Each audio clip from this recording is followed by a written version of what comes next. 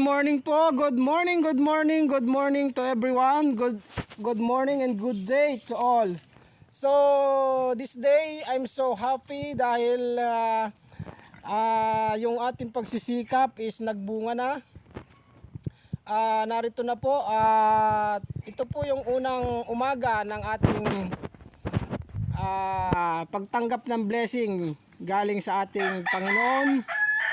Pamula po dito sa ating native pigs.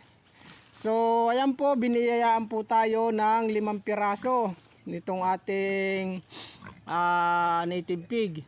So bali nag-deliver po siya is alauna ng madaling araw kanina. Ngayon po ay 7 o'clock ng umaga.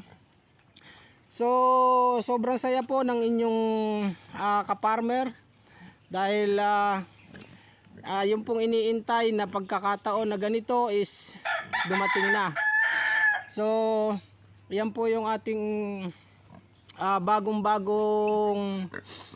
panganak na native pig. So katatapos po niyang mag-almusal. So ngayon naman po nagpo-focus siya sa pagpapadede ng kanyang mga anak. Kung mapapansin nyo po, halos hindi po nagbago yung kanyang katawan kasi nga dulot na rin ng ating mga pagbibigay ng maayos na mapagkain, mga dahon. So doon po sa mga nagsisikap or nag-iisip or nagpaplano na magsimula din ng kanilang pagni-native, ituloy nyo lamang po, wag po kayong matakot at wag po kayong mangamba kung ano yung kanilang kakainin, dahil kung kayo po ay may area na makukunan ng mga pagkain nila or masipag kayo magtanim, wala po silang problema sa pagkain. So kung mapapansin nyo po, ito pong hinihiga nila mga layak, hindi po yan mga basura na kung ano man. Yan po ay yung mga pinagharbisan natin ng saging, pinagharbisan natin ng mais. Diyan po natin inilalagay sa kanilang kulungan para nang sa ganon meron silang makakaing merienda bukod dun sa ating niluluto para sa kanilang pagkain. At yan na rin po magsisilbing beddings kapag po sila ay dumating sa mga ganitong punto na sila ay manganganak. Sila na po ang bahalang mag-ayos niyan. At yan ang pinakanilang kama para hindi po malamigan yung kanilang mga magiging biik. So ayan naman po yung isa natin. Although naatrasado lamang po yan ng ilang araw, maybe 1 week, at giving birth na rin po yan. Hindi po sila nagkakalayo ng schedule nung isa. Yun naman po yung ating barako sa dulo.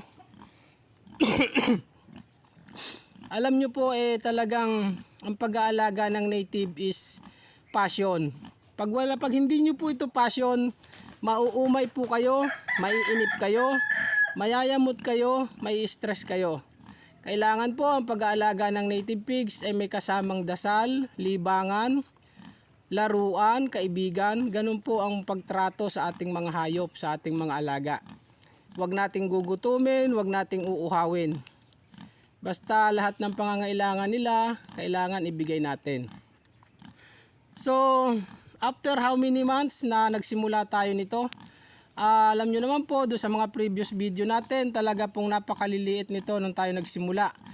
45 days old pa lamang po yung ating mga native nung tayo ay nagsimula.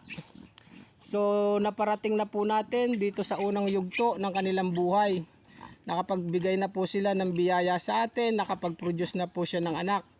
So eventually, I'm so happy to share with you or to all viewers na narito tayo sa estado ng panimula ng ating pagni-native na sana naman ay magtuloy-tuloy sa awa ng Panginoon. So hindi naman po tayo pinababayaan ng Panginoon araw at gabi. Nakasubaybay po siya sa ating mga minimithi sa buhay. Kaya wag po tayong matakot, wag po tayong magsimula. Wag po tayong matakot magsimula kung tayo po ay nagpaplano rin sa pagpaparami ng native pigs. Dahil ang lahat po naman ng pagkain ng mga yan, nandyan lang po sa paligid natin.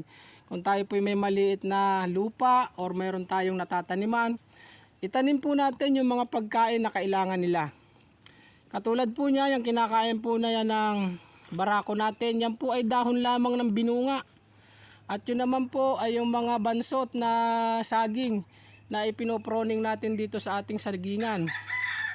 Ganun lamang po yung mga waste na halaman dito po natin ibibigay sa ating mga native pig. Although nagluluto po tayo ng mga root crops, gabi, kamote, kamuting kahoy, hindi po pwedeng mawala yan sa kanila. Dahil yan po ang magsisilbing carbohydrates ng ating mga native pigs. Diyan po sila kumukuha ng lakas sa ating mga niluluto. Yan, ganyan po. Ay lalagay nyo lamang po yung mga dahon-dahon na yan sa kanilang kulungan at sila na po ang bahalang umuya at sila na bahalang kumain yan. So ayan po, nagpapahinga na po yung ating si mother pig. So isang mapagpalang umaga po muli sa inyong lahat. Maraming salamat po sa inyong pagtutok, pagsubaybay dito sa ating munting channel.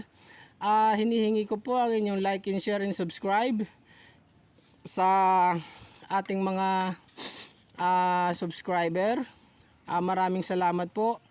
Hindi po ako magsasawang mag-upload at mag-update sa ating mga ginagawa dito sa farm para po tayo makatulong doon sa mga nagnanais din na magkaroon ng kanilang sariling farming passion.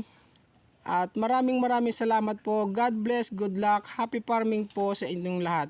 Salamat po, mabuhay po tayong lahat.